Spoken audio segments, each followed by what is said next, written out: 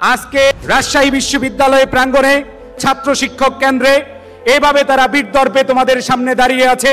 এর পেছনের অনেক নির্ঘুম রাত রয়েছে, অনেক দুঃখ বেদনা হতাশার সময় কেটেছে তাদের।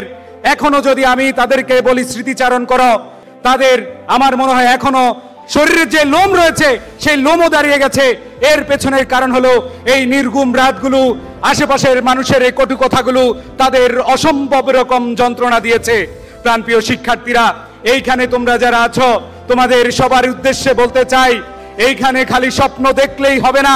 নিজেকে আড়াল করে নাও, নিজেকে এমন ভাবে প্রতিষ্ঠিত করে নাও, নিজের আলোটা এমন ভাবে চারিদিকে ছড়িয়ে দাও, মানুষ আলোতে শুধু আলোকিত হবে না, মন থেকে দোয়া করতে থাকবে।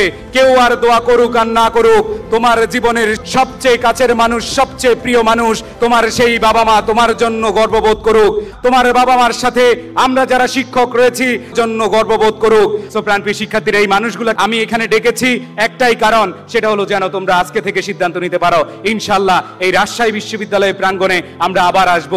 এই প্রাঙ্গণ থেকে তুমি সিদ্ধান্ত নিয়ে নিবে, আজকে থেকে তুমি সিদ্ধান্ত নিয়ে নিবে যে হ্যাঁ, আমি আজকে আমার স্বপ্নটাকে অটল করছি, আজকে থেকে আমার স্বপ্ন বাস্তবায়ন আমি কাজ করে যাব। এই স্বপ্নটা যদি তোমরা বাস্তবায়ন না করতে পারো, তোমাদের মতো ব্যর্থ মানুষ আর হবে না। এখানে ফার্স্ট টাইমার সেকেন্ড টাইমার তোমরা নিজেদেরকে সেভাবে নিজেদের করে নিয়ে নাও, আশা করি অনেক ভালো করবে। So thank you.